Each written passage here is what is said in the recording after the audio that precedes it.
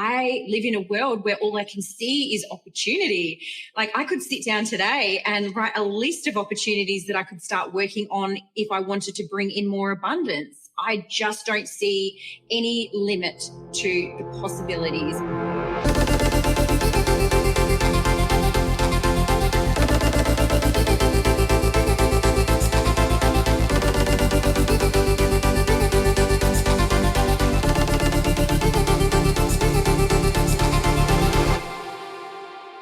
Hello and welcome back to another episode on the Beauty Industry Leaders podcast. I'm your host, Sammy Kennedy. Today's guest is someone I'm so excited to share with you. Not only is she a self-made multimillionaire investor and business owner, but she's also known as the Multi-Millionaire Maker. Michelle Rule blends wealth energetics with cash flow mastery, teaching women how to build real sustainable wealth, not just within their business, but beyond them. She's co-built a $2.5 million IT company, built a $7 million asset base, including 5 investment properties and a diversified share portfolio. And now she's in a legacy era, coaching women to step into financial freedom and power. In this episode, we're diving into how to turn your business profits into long-term wealth, the power of combining strategy and energetics to unlock abundance, why it's not enough to just grow a business. You need to build your wealth outside of it too. And how Michelle created financial freedom that now lets her serve from a place of joy, not pressure. So get ready. This episode will challenge the way you think about money, business, and what wealth truly means. Welcome to the show, Michelle. How are you feeling? Hi, Sammy. I am beyond excited. This is my favorite topic to talk about, wealth creation to business owners. So I'm so ready to dive in. Michelle, take us back to your quarter life crisis at 25. What was happening in your life and career at that time?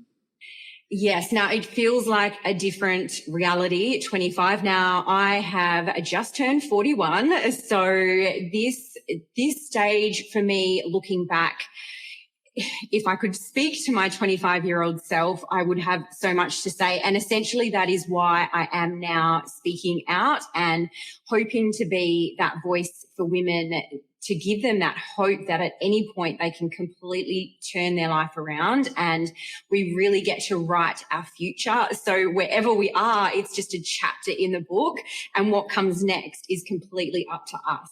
So at 25, I went straight from school. I did my degree in advertising and public relations, and then I went straight out into the world of advertising industry.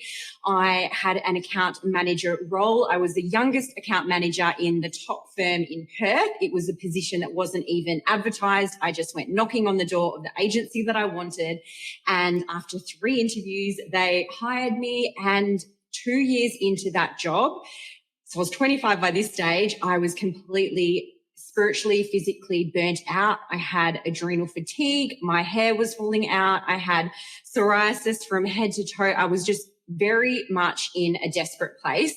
And on top of all of that, because I hadn't had any idea how to manage my money, although I was on a high income, I was actually getting further and further into credit card debt. So I still had my 15K HEX debt. I had 15K of credit card debt, and I just kept increasing the limit. And I was just going paycheck to paycheck on this just hamster wheel cycle of just feeling like I didn't have enough.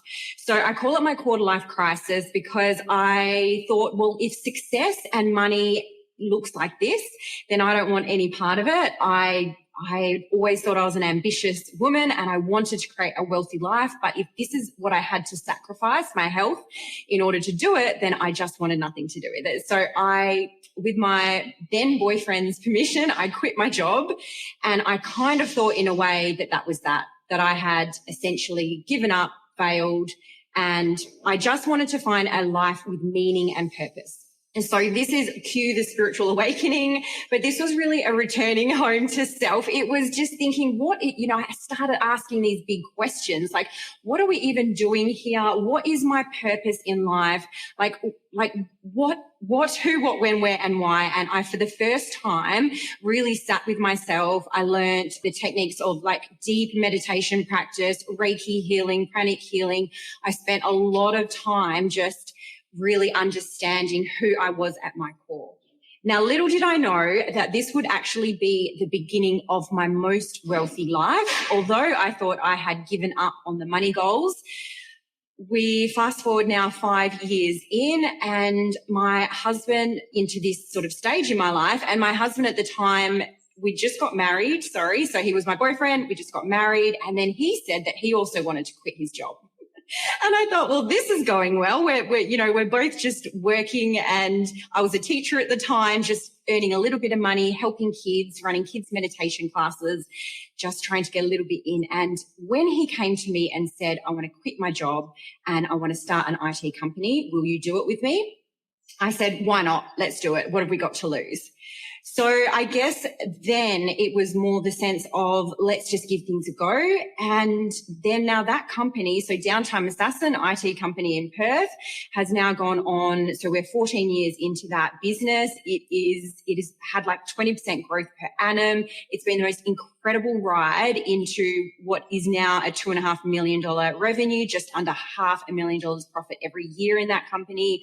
And we're growing and we're hiring and we service clients Australia wide. So I guess what I would say on that particular journey has been understanding that how to become this person who could actually, in a healthy way, attract money, hold money, invest money. So really now what I'm doing in my coaching, I guess, is because I came from a place of thinking being wealthy meant sacrifice, meant having to, sell your soul and burn out and just hustle. And now I've seen how I've actually had to upgrade my entire being in the way that I look after money, in the way that I invest money, in the way that I spend money has completely changed. And so I guess I realized I was in this unique position where I've been from absolutely nothing and in debt to now we have an asset base of $7 million. Like you said, the 5 investment properties, share portfolio. But really, where is the guidebook on how to do this stuff? So this is where I realized this could be my superpower. This is the journey that I've been on. And now I'm out here hoping to help more and more women understand how to get to this place of financial freedom and wealth without the burnout and the hustle. So powerful seeing someone go from so much debt to abundance in assets, and also being the difference in trying to teach people, because school doesn't teach you, uni doesn't really teach you. And if you ask friends and family, unless they have been incredibly successful, a lot of people don't talk about these things. They're quite taboo. I'm really curious, what was Michelle spending her money on when she was 25 and maxing out on credit card debt? What were your priorities when it came to spending money? I have never been asked this question before. I love it. Okay, funnily enough, very similar to the way that I spend today, which is interesting. I had never realized that. But here's the key. I was rolling blind. I was tapping my card blind. I was purchasing, and I do believe, like I've been asked this before, what would you say to women who feel like they're bad with money? And I look back and I don't actually think I was bad with money in terms of spending. I was spending exactly in alignment with what I valued, which was, dinners, clothes, hanging out with friends at the time, 25 advertising days, trips away, living my life. However, what I didn't realize was an absolute key that I was missing was to understand when I am flowing my cash, that I also need to be flowing off into investments, and that I need to know what my numbers are. So it's not so much that so I went on the journey and actually stopped all the spending. And, during that spiritual awakening, let's call it, I stopped spending. I stopped getting my hair done, stopped getting I just went into restriction mode. And even then, that doesn't solve anything. So restricting and having a smaller life and spending less on yourself and not taking the trip and living in a home that doesn't feel aligned for you, that will also not bring you freedom and not bring you joy. So now what's happened as I've come out the other side of it is I've realized that I'm more becoming who I already was innately. My values are still there in what I love doing. I love traveling. I love luxury things. I just do. I'm just bougie at the core. Even though I grew up with nothing and my parents were both teachers and we never, stayed at the nice resorts, but that's just who I am and what I wanted. But what I've realized is by understanding how to flow my cash into investments, I flow cash every month into my Queen account, and my Queen account is my Let's Go Have Fun account. So there's no guilt around when I spend money. I understand how to attract money. So I understand how to offer value and receive value in return. So I'm completely healed with my relationship of receiving as well as spending. So I think back then I was spend, but my receiving was way wounded. I didn't know how to receive. I was always the person doing everything for everyone else. And I didn't realize that was actually tipping the scales and putting me at the bottom of the list always. And so it's no surprise that there was nothing left and that I was getting further and further in debt because I could not see my value and my worth. So that's what we're here to do now. I really find that interesting. You had the same values, you still prioritize the same things now, but you just had to learn how to allocate for a bit of everything, not necessarily restrict and sacrifice. Because I think the common misconception is if I want to save money or invest, I can't spend my money on anything. It's that all or nothing kind of fight or flight response. Whereas from the sounds of it, you're saying there is space and energy for having all of those things, but you've just got to understand how to manage your money better. Is that what I'm hearing? Absolutely. And this is where I can't teach strategy without teaching energetics, but I also couldn't even be doing my clients justice if I just taught energetics, because strategy has helped me build that multi-million-dollar portfolio. There's no way around it. Like me actually physically going out and purchasing the asset, getting the home, signing the loan, and then getting the second one and getting the third one. And that strategy has made me very wealthy. But at the same time, if I hadn't worked on my energetics in terms of allowing more in as well, then I would always be working on the bottom of my bank account and continually feeling frustrated by not having enough. So it truly is about understanding and healing our relationship with money. So I can go into this now, but I really see that money it truly is like a relationship with a person. Like, so if we imagine that money was a friend in your friend group, there's money. Now, how are we talking to money? How do we feel about money? Are we like constantly just like checking, or are we like trusting that money is there? When she comes and she offers us things, do we say, thank you, I appreciate this, like, thank you, yes, this and more? Or when she tries to give us a gift, do we say, oh, I don't know, give that to somebody else, like, I don't really need it, like, no, I'm good. So it's like just understanding how we are speaking and how we are behaving with that energy of money. Because let me tell you, now being the spiritual queen that I am and all the work that I've done, I've had many experiences now going into just the actual energy, because everything is energy the way I see it.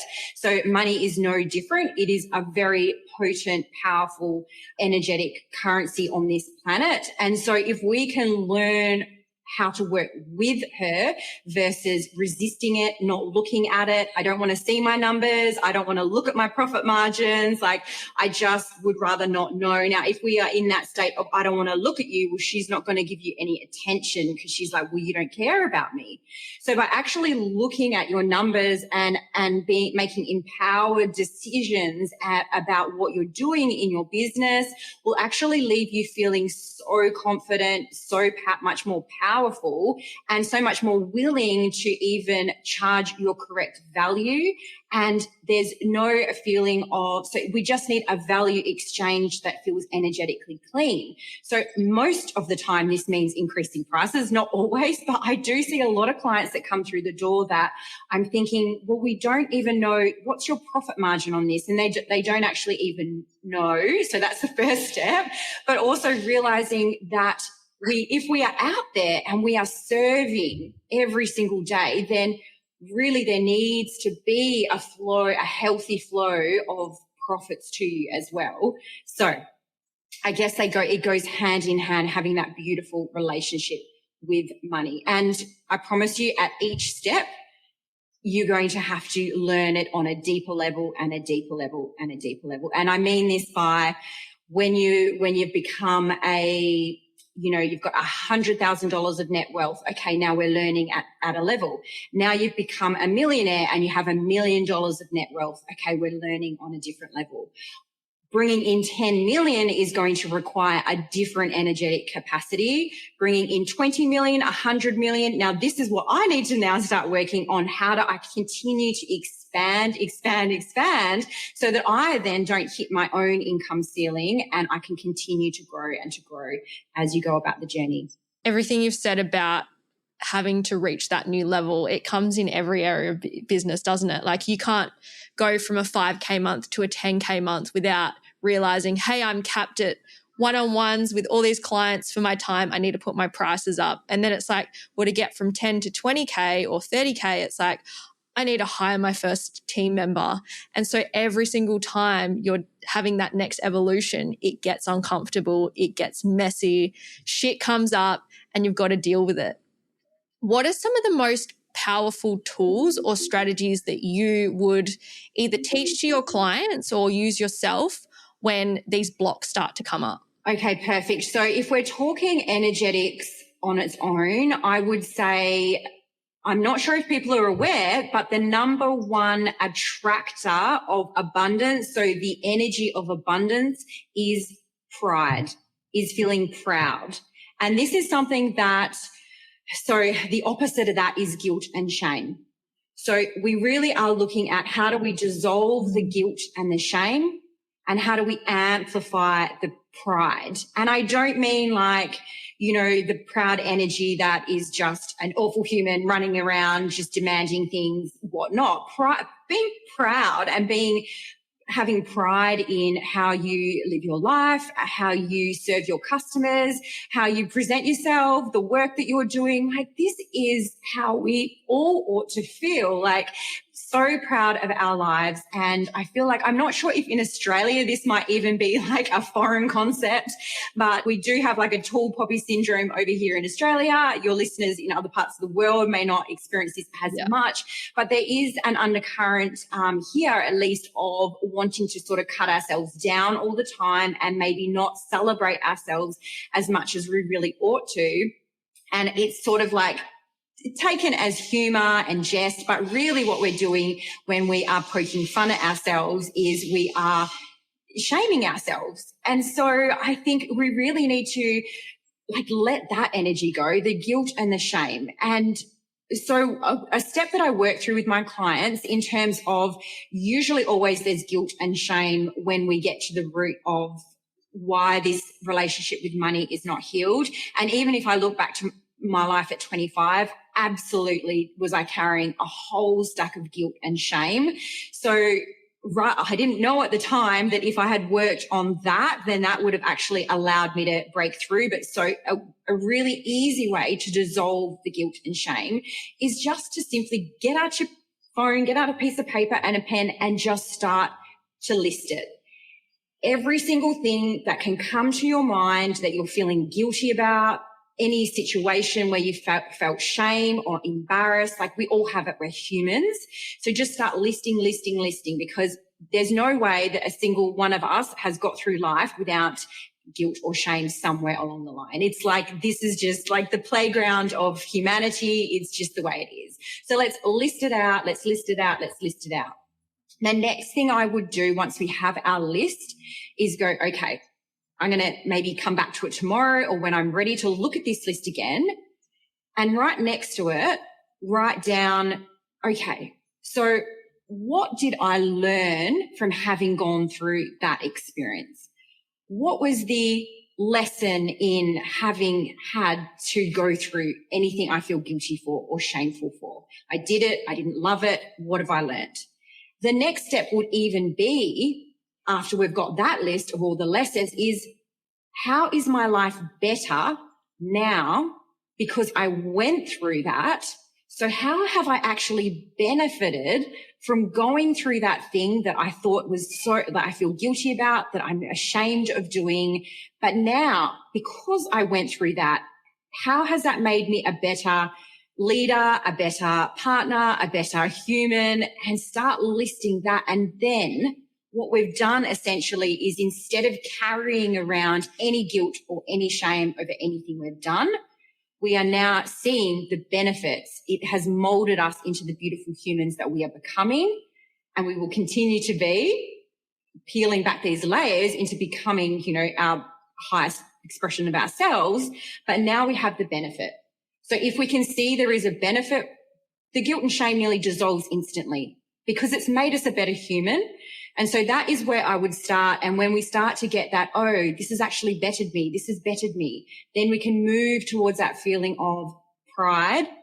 And I promise you, you will start seeing more money flow in. Clients will be magnetized to you. Like, there is a particular energy about somebody who just internally feels really good about themselves. It is magnetic, that authenticity of just them feeling great. It magnetizes people. So clients will want to sign with you. Friendships will just sort themselves out. They'll either magnetize or they'll either magnetize or they'll repel, because some people won't be able to hold you in your elevated next level self. That is another part. It'll trigger them, right? Yeah. I think as well, when you start to really accept and feel confident in who you are, you become less judgmental of other people and other things. And especially in an industry such as beauty, where everyone is trying to hold themselves to this standard and keep up with everyone else, it's because you're trying to be someone else. You're not accepting you. And the more you start to focus on yourself, you figure out what your strengths are, what you've learned, why you are the way you are, just like Michelle did when she was 25 and went through her spiritual awakening. It allows you to step into that next level where you can attract the next level of success. And I think I went through something quite similar when, like, last year I decided to get a mindset coach, and I did a lot of money mindset work, and it felt like everything was going wrong. Like when I was working with her, almost went bankrupt, really struggling to see, like, what good is there in life when you've got cost of living crisis, you're watching the news, you're doing all those things.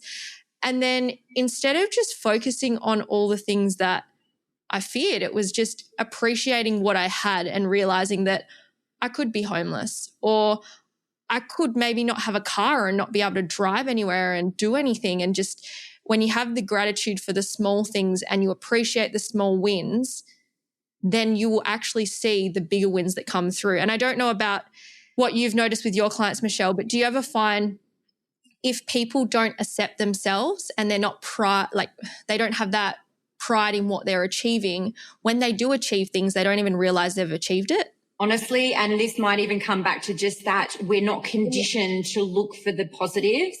So it's like a primal instinct within us to look for the threats, to look for what's going to go wrong. Why? Because that's what keeps us safe.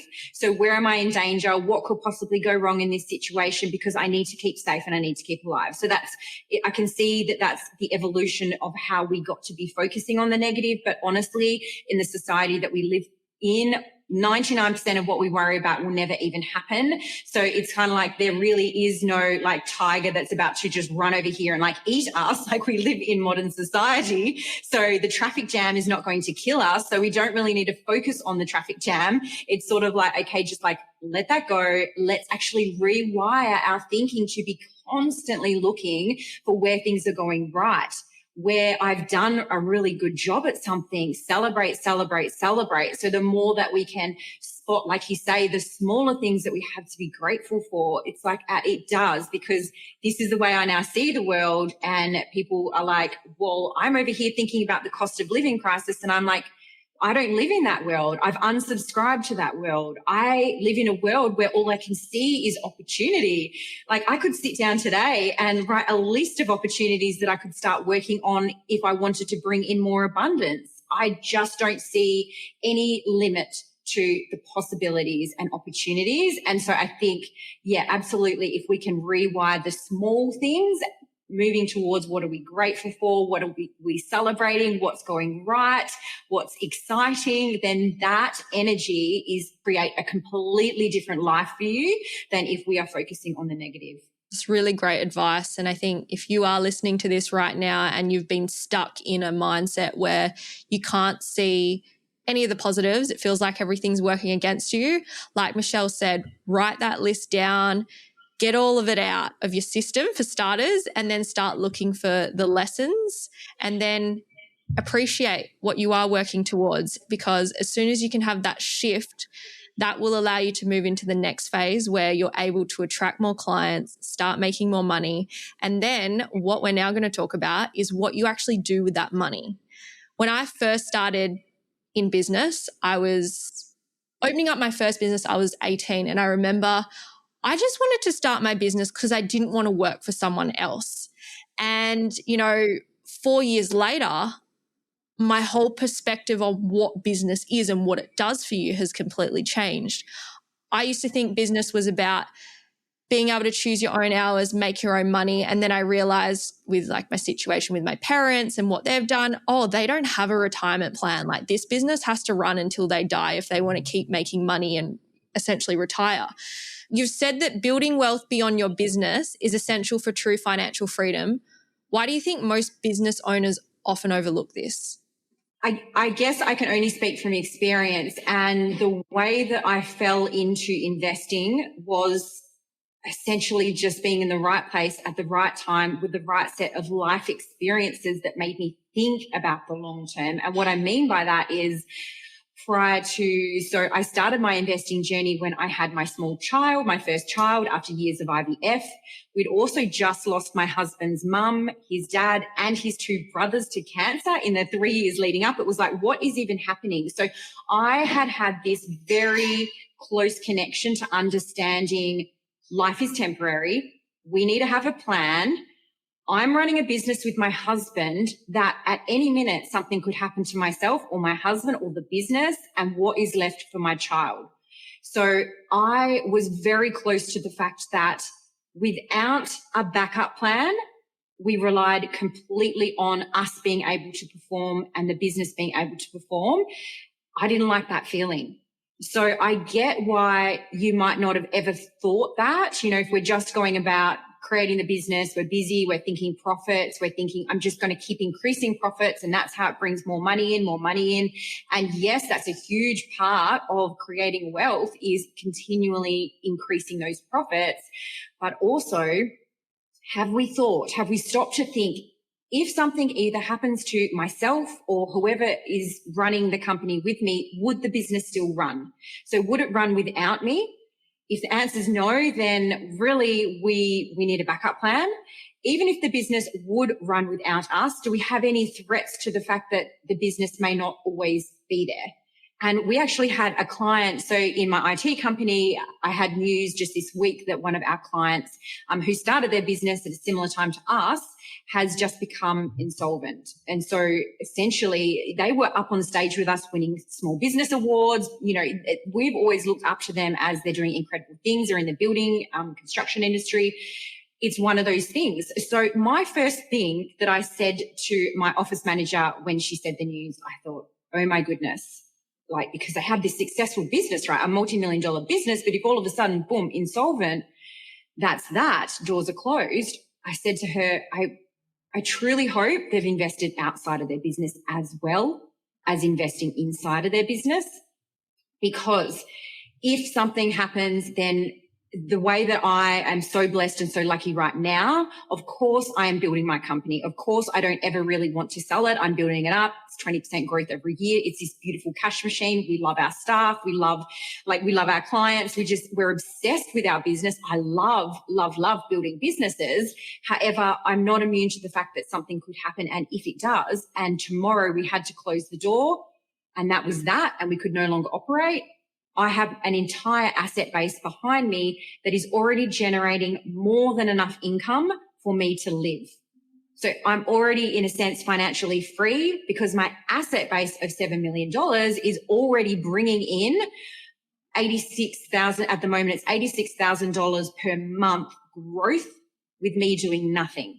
So my portfolio is growing more than what I'm spending every single month. So if I had to say, well, I can't run the business, I know my asset base has got me. And it is the best feeling in the world. You feel free to actually go serve your clients, build your business without the stress of everything being, having all your bets on this one thing. Business is a beautiful way to have unlimited cash flow to you because, it's one of the best investments because your potential to earn is exponential. Like you could be the next $20 million business in 3 years. Like it doesn't have to make sense in business. You can become wildly successful in a really short amount of time. So absolutely, I'm always going to play the game of business. It's so fun and expansive. However, if that doesn't work, then I've got safe, stable assets that provide for me. So it's really, I would say, about understanding that business is risky. That's great. We can invest in it, but let's also invest in things that aren't so risky, that are more predictable, so that should anything happen, we're set. And I can talk a bit about the financial freedom number now, if you like. Yeah, absolutely. Well, so really the ethos and what underpins the message and what I discovered 10 years ago and what I'm now teaching women how to do is to understand that there is this asset-based number, this financial freedom number. It is a number that if we can reach that level of assets, we are financially free. So you heard me talk about my $7 million asset base. It brings in growth of $86,000 per month, just growth. That is more than I need to spend. So we can work out our financial freedom number, like how much asset do we actually need? Get that as our North Star. Have a look at where we currently are. So I work with my clients on a net wealth map, but we're just looking at where is your wealth today? Where does your wealth need to be, your asset base need to be financially free?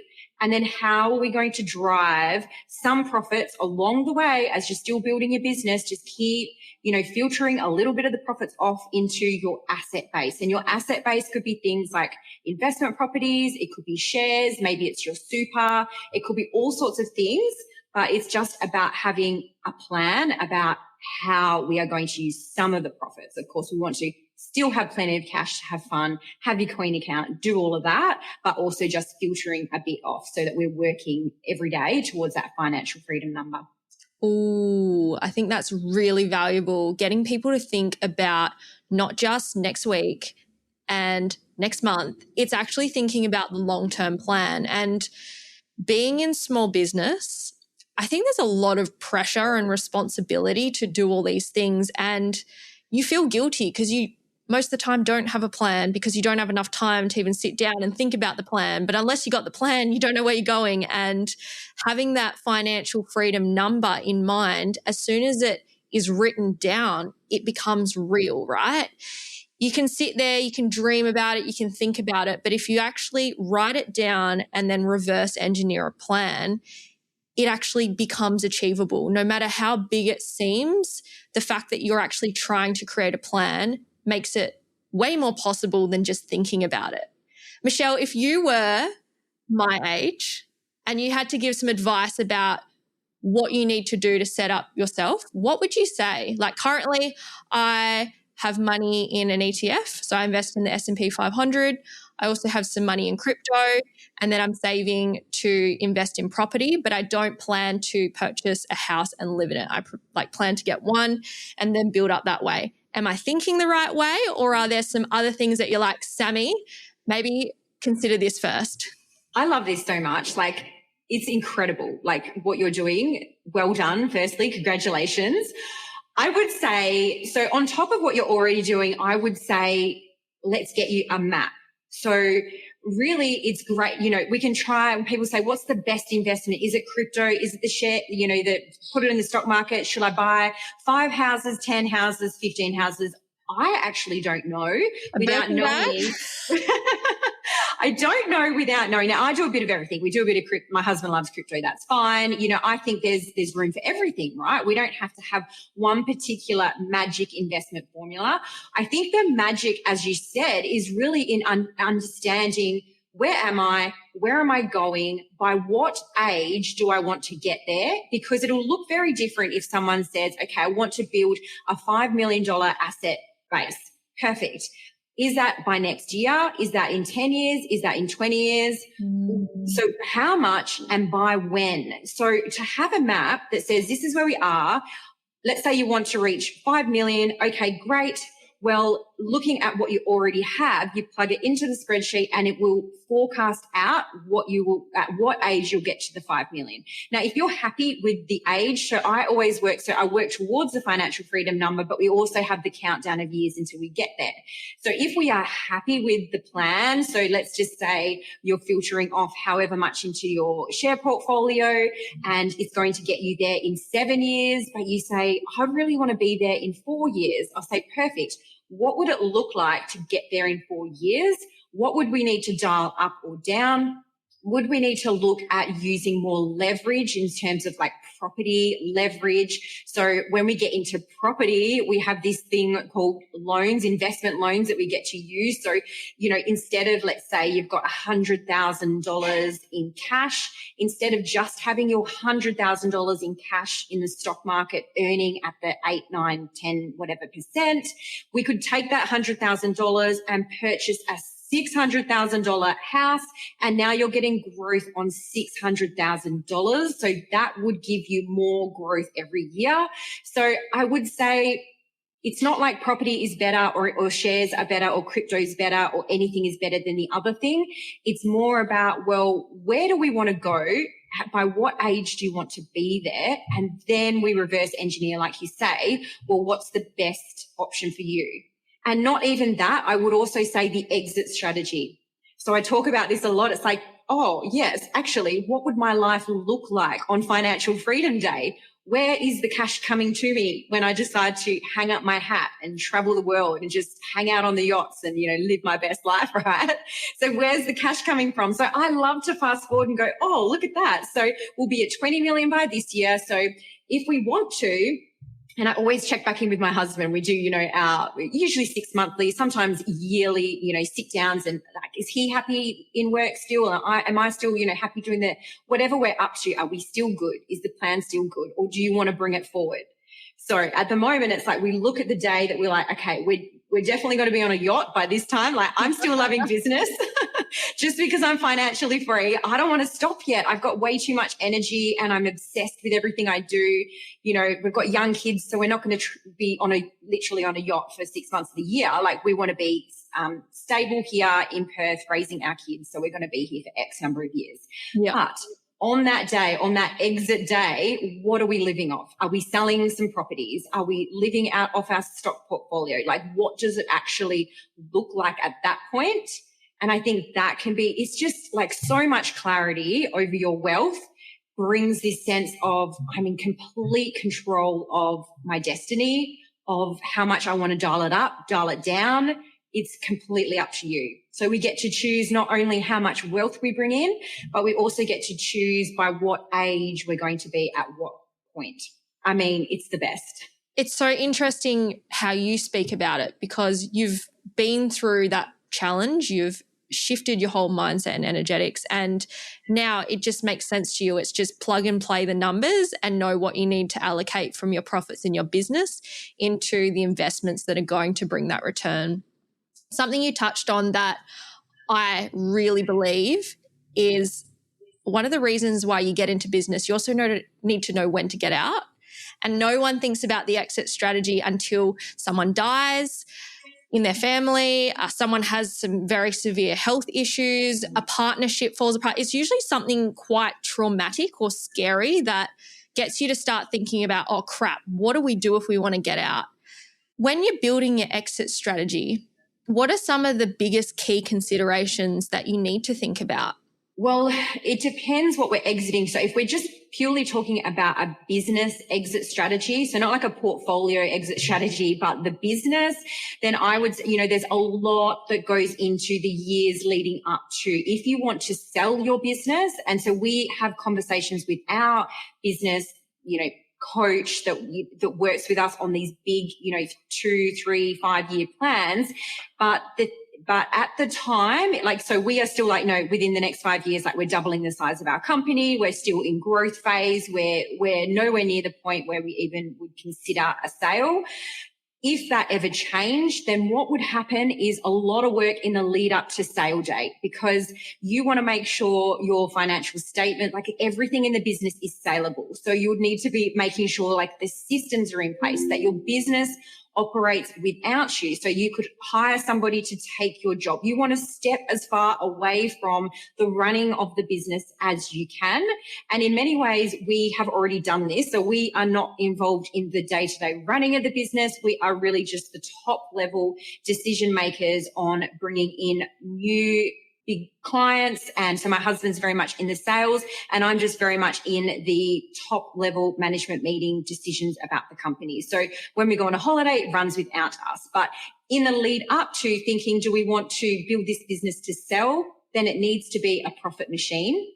It needs to have systems and strategies and procedures so that somebody could look at that and go, well, that's a good investment, right? This is the way that I would, if I was going to buy a business, I would want to know, can it run without the person who's running the business currently? What would my profit margins be? And that is how you get your sale price. So in the years leading up, we would want to be recording higher profits. So we wouldn't be investing in perhaps more, hardware or stock, or you would be getting to the point where we want this business to look as profitable as possible and of course make it as profitable as possible, and you will get the highest sale price, right? Because every industry is different, but our industry, it's about a multiplier of 4.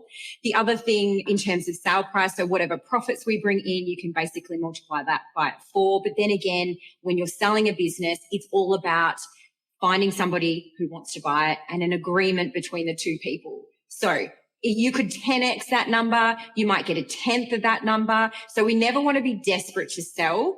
We always want to be in a position, where we have a profitable machine. It's quite interesting because in the beauty industry right now, we're seeing a shift where people in commercial spaces who have big teams, they're deciding to just close that down, sell off and move back home. And the reason why they're doing that is because they're not making enough money, they're not making any profit, and they're trying to sell this business for $70,000 to $200,000 and they don't record any of their numbers. They have nothing to show for it. And then they're kicking themselves because they realize their business isn't an asset. It's actually a liability for them. And I think just going back on what you said about having the plan in the pre-sale stage, you've got to know what profit margin are you currently sitting at, what profit margin is industry average, and then what's going to be attractive to a buyer. I know so many business owners who just acquire different companies and they don't actually work in the businesses. They might only go there for, 10 days out of a 5-year period because they've got CEOs, they've got managers, they've got the whole team running it. Businesses sell for more when that person doesn't have to sit in there in the daily operations. When you look at what your exit strategy is for your business, do you think about staying with it for another 5 years, another 10 years, another 20 years? Because you are at a stage where you have the assets to support you. When do you know, hey, I'm looking at leaving? So interesting. I've had this conversation so many times with my husband because we see this happening. We see buyers come in, you get a beautiful paycheck, and off they go. They've sold their business. And I say to my husband, I say, Cam, is this what we want to do? Do we want to actually sell it? And our answer had always been, no, we're absolutely not selling business. You couldn't get it off us. Like we're obsessed. However, I think, we need to be aware that the day might come where somebody might swoop in and say, here is an offer. And you need to just be like, well, there may be an offer that you can't refuse. However, for me, the thing is, we've built this machine that less and less requires us to be there. Another 5 years from now, it's going to need even less of. It's mainly my husband's time in that company now, hence why I've started another business, because I don't like to sit around and, have nothing to do. But I am still in their company one day a week, and it's like, okay, But so I think the thing is, if you've got to the point where that provides all of that beautiful income, we get to go sit in the management meetings once a month. Do we want to sell it? I don't know. Like it would all depend on how the business would run completely without us. If we are just in as the stakeholders, as reporting to the owners, as that top level, and where is the passion? If we're still passionate about the company, if we're talking like certainly not 5 years, I can't imagine it in 10 years, but I can't tell any further than that. Like what's happened in the last 10 years, you're going from like broke to 7 million. Like, I don't know, like who even knows like where we would be? But I think that these are certainly discussions that we're having. And the discussion is always around having the business not require too much of our time as the years go on. So that really, it comes down to making sure we have the lifestyle that we want to live. And if we do, then we'll make the decision around that. You said you've been in business for 14 years and you've built your asset base to $7 million. When did you really start investing and getting it to the point where it was just exponentially growing? Because 7 million is a significant number. It's not like, hey, I just bought a $500,000 property and then it's gone up maybe like 50 grand. Like, what was that journey like for you? I didn't realize it was happening. No, I did and I didn't. In the beginning, things can seem slow. In the beginning, when we first decided, so this is right after our first son was born, I had a 4-month-old and I'd had that realization that I've got no back if something happens to my husband. Like I can't run the company up. Like we've got nothing. We need to start building a portfolio. We purchased 2 investment properties. It felt like the worst decision in the world to everybody around us. We knew we needed to do something and everybody was trying to convince us, don't do it. Property market's going to crash. It's just a scam. The people who are helping you get because there's agencies that will help you invest in property, right? Yeah. I would rather go to an agency that studies the data, that looks at all day long and say, where should I buy versus me going onto realestate.com and trying to figure it out myself. Like, why would I do that? That's not a good business choice. But people look at this and say, they're just trying to take your money, all the negatives, all of their limiting beliefs. That's fine. Now, listen, we had to put our earmuffs on and we knew that we needed to make a change and we wanted to build wealth. So we got the 2. A couple of years in, it just still felt like, things are slowly happening, but these properties are costing money and still people are saying, things are going to crash. We bought a 3rd one. We bought when everybody was saying you should get out. And then during COVID, right before COVID, everybody's freaking out over COVID. And I'm just like, no, because our portfolio says it's time. There's enough equity. We need to buy again. Like, you're buying? Nobody's buying. The world's going to, and I'm like, I don't care. I'm looking at my 10, 15-year plan. This is what it is. It'll blow over. So we bought another one right at the beginning of COVID.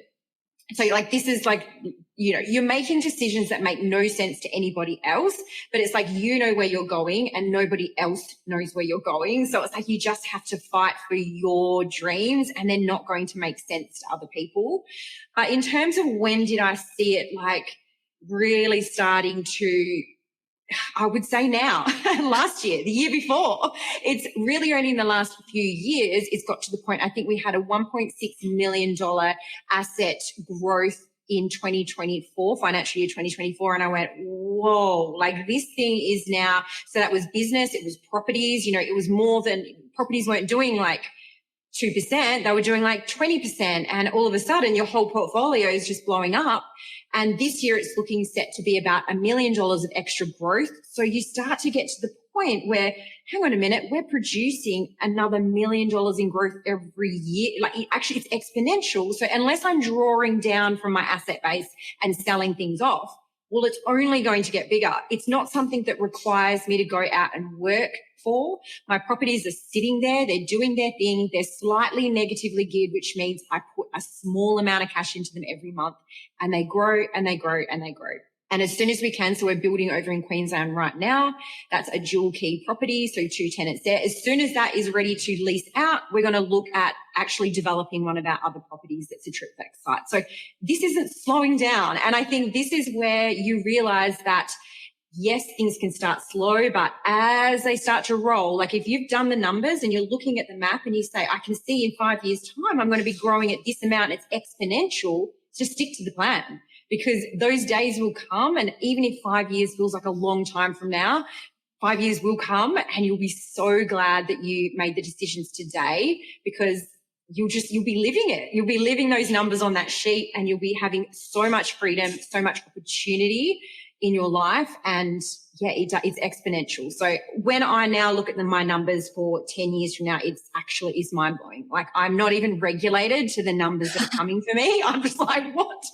But at the same time, it's like, well, but that's just the byproduct of building a business that's successful and filtering profits into an asset base. It's just what happens.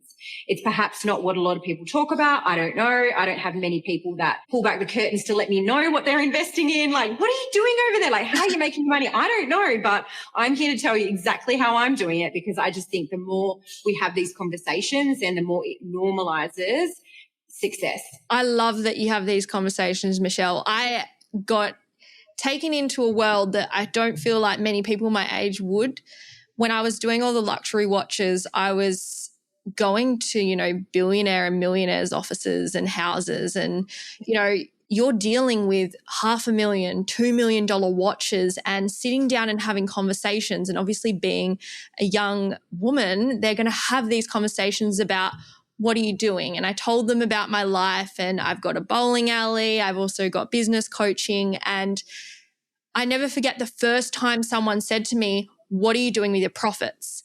And so in my mindset, I was like, year 1 and 2 in business is investing back into me, because the more I invest back into me, the more money I know I can make. I am my greatest asset. But then there comes a time where it's like, well, hey, I can't put every single dollar I'm making of profit back into my own personal development. It needs to go somewhere else. And I think often we have men having these conversations, maybe like typical boys' night out or behind closed doors in the meeting offices and at the poker table. But women, we haven't been able to have bank accounts until like the 80s. And we haven't been in a position of power to talk about this. And I think when I talk about numbers, and also yourself, it's very open. And it's not coming from a place of, hey, look at how much I'm making, like I need validation. It's like, this is what's possible. Yeah. And if we actually destigmatize these conversations, more of us would stop judging each other and actually be able to share that success. And I think something that no one can prepare you for when you go on that journey and you start leveling up, you want to bring people with you. And I know we spoke about this when we met at an event, like sometimes not everyone comes with you on that journey, and it can get quite lonely and hard to find people to connect with. But when you go out and you build these businesses, when you go out and put yourself in new rooms with different types of people, that's when you find your people. Absolutely. I love this so much. So perhaps my lack of access to conversations like this is just because where are the women talking about this? But more and more, like you say, the rooms that you put yourself in, you can have these conversations, and that's more exciting to me. But I just think, the more that we can just normalize it, and absolutely it's like to provide like the lifeline, the rope, the, hey, like come over here, you can do this. It's got nothing to do with me caring about like what, like showing what, who cares, like what I have. It's the direct evidence of your opportunity for success. Every single person listening to my story of 30K credit cards debt to a 7 million asset back, like that is so achievable. like I've done it. I can show you how to do the things, and then some more, because I'm looking like, even to me, like I'm so regulated to me, the 10 million, that's like, okay, sure. But I admire, like you say, the people that can go purchase $2 million watches. I'm like, whoa, like that's amazing. But also no judgment, like well done. Like I wonder what they did to get to where they are. A lot of these are self-made, even billionaires, self-made. So that's interesting to me. I would love to know, because it doesn't have to be through, selling your soul or moving away from your values. My evidence is actually the closer that we come to who we authentically are, the more in touch with our inner guidance that we have, is the more magnetic we are. And that is where the success lies. So it's got nothing to do with betraying ourselves for money. And it's actually got to do with everything to becoming who we are, which is a magnet to money. You know what you were saying before about when you were buying your properties and everyone else was telling you, no, don't do that. No, don't do that. I was in such a weird world when COVID hit, right? I'm surrounded by all the multimillionaires and billionaires out there, and then you're surrounded by people who aren't that, and they are buying into the fear and cost of living crisis. It's so interesting when you meet people who are in those circles, because as soon as the media pushes, markets going down, now's a really bad time, all the people who have their plan, they know, I'm getting these houses on a discount. Like it's on sale time. Let's go. I'm putting money into my shares because they're going down right now, cheap to buy. When they go back up, I'm going to make more profit. And so when you actually get into the world of investing, you realize whatever they're telling you in the mainstream media, you almost have to do the complete opposite. And the people who are telling you not to do that, they're the ones who have no idea about investing at all, and they believe the government's probably going to go save them and give them more stimulus money. The biggest transfer of wealth happens when these world events are going on, right? So you look at COVID, what happens? The government gives out billions of dollars in surplus money. It goes to the middle class and the lower class. Yes, the rich probably get some. And what do the lower and middle class do? They inject that money straight back into people who have businesses. And then that is where you see all this wealth go from the government or all the printed money back into people's businesses. And so when these hard times are happening, I think it's really scary as a business owner to go, I'm going to invest in maybe doing the fit out, maybe scaling the business, because right now the economy is down. But it's not going to be down forever. And as soon as it picks back up, you want to be in that place where you know your business is ready to handle that. And so if you're feeling like you're not fitting in, people are telling you not to do the thing, like Michelle's saying, like maybe DM Michelle or I and have a conversation, because the plan is there. Like, there's all these different types of wealth cycles we see. Like there's never a constant going up. There's never a constant going down. What have you learned throughout your whole business and life career of wealth cycles and money going up and down in the economy? Oh, like I love that you're speaking about this. And it can be so tricky, because at least my entire sort of fishbowl here is everybody, watching the news and following that. Look, I unplugged from the mainstream media like 15 years ago, longer, I don't know. So I don't even know what's happening over there. But at the same time, absolutely, when you see these things happen, so even for the, the COVID crash, markets doing the thing, and we are like, well, no, this is the year we're buying a property because the equity says, and we're getting in regardless. It's like, because we have our plan, because wealth allows me to live life on my terms, because I am looking after me. I don't need government I don't need anybody else to tell me how things are going. I've set my own thing up, but also, look, it can go one of two ways in a crash. Like go look at history. It's like every single crash, it picks back up, crash, picks back up. It does this. But if we're like sitting here going, sell, just like buy when everyone's buying, sell when everyone's selling, it's like you're missing out. It's like you say, the wealthy, they look for those dips. Oh, it's a dip. It's a crash. We're buying. We're going to pick it up cheap. It's on sale. It's on sale. So we're going to pick it up cheap, because when it comes back up, which it does, when it's at the top, well, I'm just going to hold on buying a whole stack because it's, it's premium pricing right now. I'm going to wait till everybody panics and I'll go get some more. It's like backwards. But at the same time, let's just use, the COVID for an example. Let's just say what everybody was telling me. people are going to like leave the country. Your properties aren't going to be worth anything. You know, the economy is going to crash. All the businesses are going bankrupt. Okay, sure. So if that does happen and all of the entire economy collapses, the dollar is worth nothing. It's just like mayhem. Okay, fine. Sure. My portfolio is worth nothing. Do you know what other issues I'm going to have right there? The entire civilization has collapsed. So every single other person is also, you know, in it. So we're not going to care, right? So it's like, why are we worrying about things that aren't even happening? So I'm going to go along as if life will continue to repeat the cycles that it's always done. I'm going to make educated decisions based on my information, not on something that I've just picked up out of panic or fear. I'm going to make calculated decisions over my future and what I think is a good move for me. And then if the entire economy collapses, well, the entire economy collapses. Everybody's in it. So like COVID, we all had to get COVID. We all had to go into lockdown. There was no, Sammy, you're in lockdown. Michelle, you can go out and go shopping. You're fine, girlfriend. It's just, it's too bizarre. So I just think, we really need to empower ourselves so that we can make the decisions for us. And, you know, trust me, those who have the wealth will have the choice. So really, if we even look at that, the more wealth you have, the more choice you have. So if you've got wealth behind you, well, we're not as affected by, even if one of our businesses went down, we've got another business or we've got more assets. It's like it gets easier to play the game. So really just not having all your eggs in one basket, but building that wealth. Love everything that you've been saying, Michelle.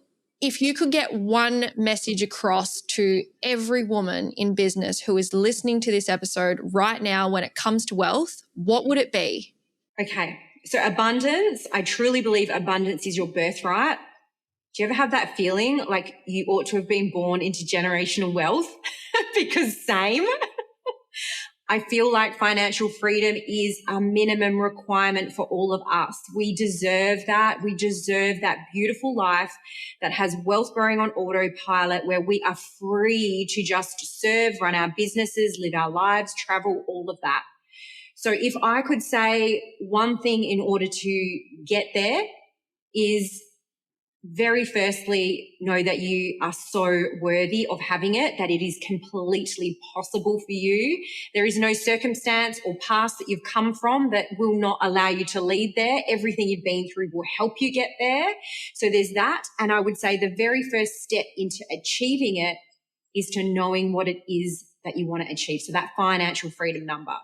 So I have that free Dream Life calculator on my Instagram site. So get your number, find out how much asset you need. That's your starting point. Because if we don't even know how to build what we're building, then we're not going to build it. So yes, you deserve it. We should have been born with it. I'm sorry we weren't. Well, I wasn't anyway, but it's absolutely possible. Let's just figure out your North Star. Let's find out what your financial freedom number is and then give yourself a red hot crack of getting there. Really valuable advice, and I look forward to figuring out what my financial freedom number is now that I know I have the tools to get me there.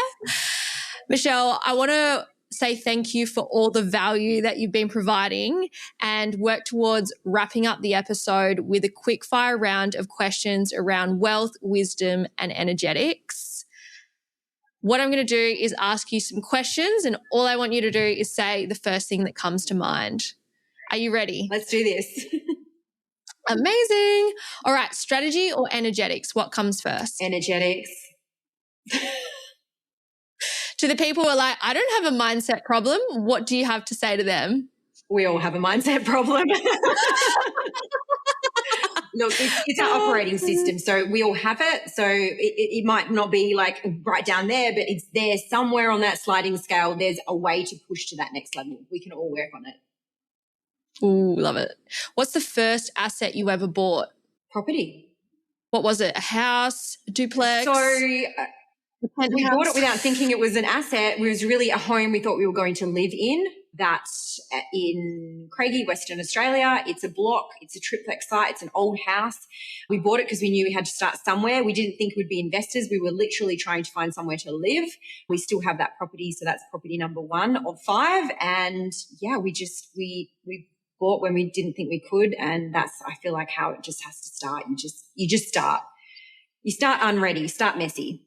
Were you rent vesting then? No, we weren't. So that home was our home. And then when we thought we're going to follow what everybody else did, which is you sell your first home to then get your next home, and then you sell that to go get your dream home, like that procedure was interrupted with us learning about investing. So instead of selling that initial home, we rented that out.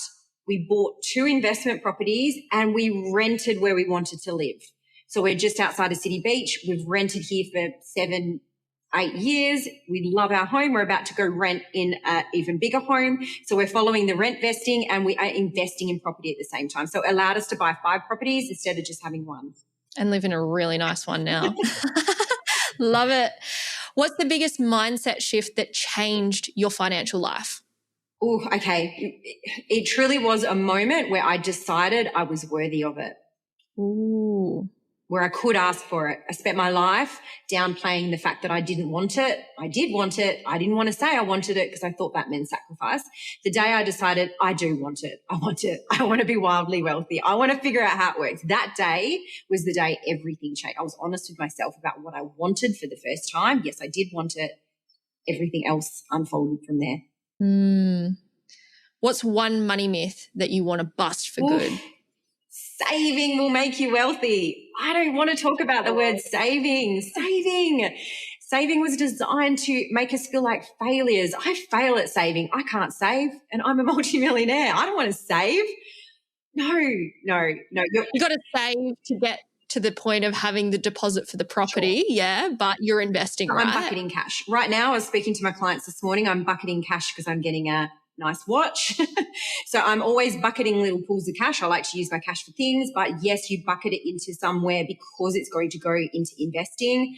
And yes, you have your cash flow buffers. So they sit at a certain level that you're happy with, but it is not, we just continue to save cash because cash gets eaten away by inflation. So we don't want, we can't get it into the stock market, get it into properties. It will grow over there so much faster than we can ever save it. We can't save our way to wealth. I wish someone had told me that a higher income was not going to make me wealthy. You can have more and more and more income, but if we're just spending it and we're not investing any of it, we're just going to end up with nothing at the end of the day. So it's not about how much you earn. It's about what we do with our money to make it work for us. And if you don't know what investing does, newsflash, the compound interest is where you make your money. That's why Michelle was able to go from like 0 to 7 mil because of compound interest. It may not grow in the early stages, but 10 years, 20 years, 30 years, 40 years, 50 years in, all of a sudden it starts doubling, tripling what you initially put in. What's some good resources, podcasts or tools that people can get started in their investing journey? There's a bunch of them. So, there's the Think and Grow Rich. There's a Rich Dad, Poor Dad audiobooks. Audiobooks are always good. In terms of, I don't know if you've heard of Dr. John DeMartini. I did his Ultimate Wealth Library, I think it is. You can get it on Audible. I'm fairly sure it's inexpensive. It's just like, how does he give all this information away for free? The way that he speaks about wealth was a real game changer for me, and understanding how to link your values to wealth creation, match that up. So, that's hours of a resource, and I've listened to it back to back multiple times. We just have to keep rewiring the way that we are thinking about wealth and what is available to us. And other than that, it's just anything that can get us into that positive mindset and to just get that limiting beliefs in the bin and realize that we are completely co-creating. So whether it's, taking yourself on a walk and listening to some just meditation track, or just the abundance frequencies, or just allowing yourself to realize that you are so powerful. Number one, you are co-creating. What you are thinking about is creating your reality. So anything that you can surround yourself with positivity, just ditch the stuff that is making you feel icky, negative, even social media, unfollow people that are just giving you the ick. We don't need to follow them. You create your world, and the more that we can just fill it up with the things that we love, then that's going to be the key. I loved the Get Rich Slow Club and following Tash Invest. She was great to get me started. And then if you look at the different investing platforms, you can follow their social media accounts or you can look on their websites. They have heaps of information to kind of take you from, oh my gosh, this is alien language, to, okay, how can I start the exposure therapy? And if I have advice to anyone, just from me learning all this in the last 12 months, it would be, it's going to feel really weird. It's not going to make sense. You'll read it, it'll overwhelm you, and then you'll come back to it. And then as soon as you start having that exposure therapy, you start to familiarize yourself. It gets easier because everyone else doesn't want to put in the work to get to understand it or learn it. And they're already telling you it's so hard, it doesn't make any sense. You're already going in with the mindset that this is hard, but it's not actually that hard once you start to learn it. Michelle, what's the most underrated wealth building habit? Oh, cash flow on autopilot. Cash flow on autopilot, automatic transactions. Automate it. We need to figure out what it is that we need. And this is where I work with my clients on, we just set this to autopilot. So how much does the investment property need, or how much are you going to filter into shares? The what is, like you say, you can get overwhelmed in the choice. You find some good advisors. I set people up with a good team of advisors, but like you say, you will psych yourself out if you don't have the emotional support as you're going through it. But it's really about, so once you've got the advisors and you've made a decision on what you're going to do, just set it on autopilot, set and forget. I don't even think about cash that goes into investing. It's just so automated. So I don't notice it gone. I don't think about it. It actually feels like I'm not even investing. I'm like, how is my portfolio growing? Because it just happens. So these are not decisions we have to make every day. They're just decisions that you make once, twice, 3 times, set and forget, go live your life. So that's just a sit down cash flow strategy that is linked to the net wealth. So I don't know where we start there. Get some support, get some good advisors, ask people who have done it, and just keep going. And like you say, it's going to feel unnatural when you start, but that's why you have to lean into the people who are doing it and don't listen to the people who are not doing it, because if they're not living the life that you want to live, don't take advice from them, because you're going to end up where they are, and that's not where you're going.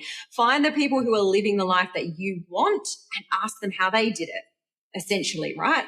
So true. So true. I'm definitely not asking my dad for investing advice. Bless him. He has gotten to the point of opening up bowling, but definitely was not a good person to learn from. And sometimes your parents aren't the best people. Your parents are the reason why you wake up and you go, you know what? Something needs to change. What's your non-negotiable daily ritual for alignment? For me, it's pretty simple because I'm a morning person. So non-negotiable, I get up, I go to the gym, the end. I have my coffee. I love it. I love it. It's my me time. I'm a mum. I've got 2 kids. I've got multiple businesses to run. Life is insane. I love it that way. I built it this way.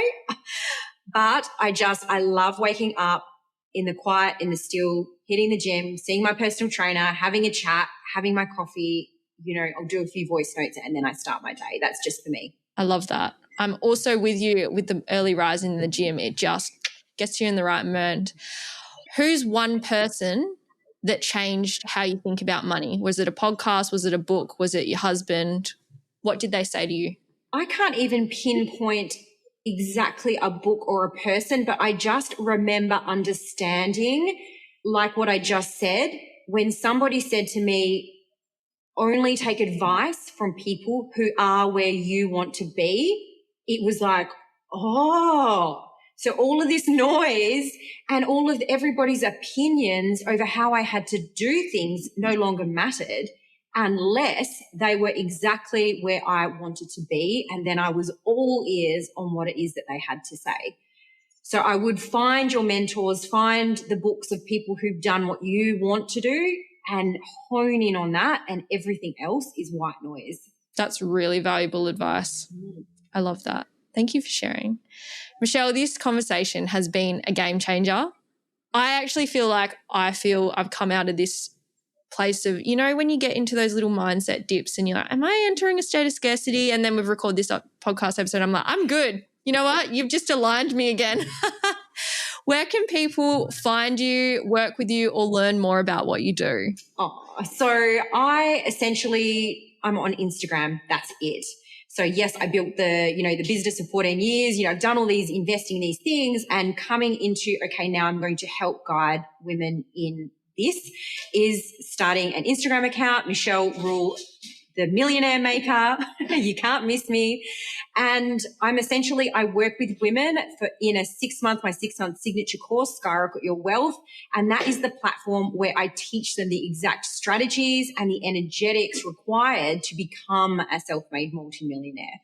And we set you up with people around you. So you've got your own team around you as well. So by the time they leave me after 6 months, they're not only already investing, they've got their cash flow plan, they've got their net wealth plan, but they're starting to think the way that multimillionaires think. I'm in there on the broadcast every morning telling them what I'm doing in business and investing and how I'm navigating the energetics of next levels as they come out. And what happens is women go, oh, I never realized that I was limiting myself in the way that I was even thinking. So that is what I'm here to do, is to guide, to support, because being a self-made multimillionaire is a vibe. And like I said, abundance really is your birthright. We should be born into generational wealth. So let's start it with us and then, from here on out. I love it. Any final words of encouragement for women listening who are ready to build wealth on their own terms? You know when you know, and you've got that fire. You're listening to this for a reason. You've got it. Don't wait for anybody else to tell you that you can. You can. So be honest with yourself when you have that fire. You're like, hang on, I know I'm made for more. This sounds like a life that I could live. Why not me? Absolutely, why not you? You won't get permission from anybody else because nobody has that dream on their heart, but you can absolutely do it. The only prerequisite I say for building wealth is desiring it. If you could be honest with the fact that, yes, my life would be easier if I had it, and you can be honest with the desire for it, it's already yours. You've just got to start moving in that direction.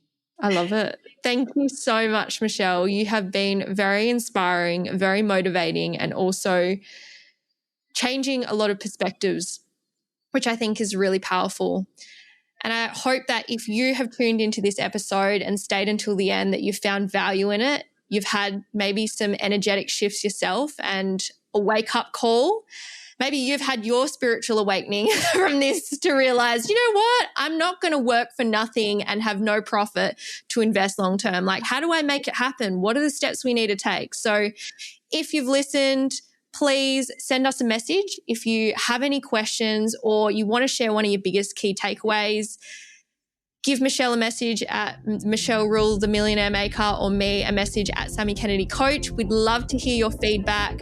Other than that, thank you so much for your time, Michelle, and thank you for tuning in if you've listened to the episode. I will catch you next week for another podcast episode.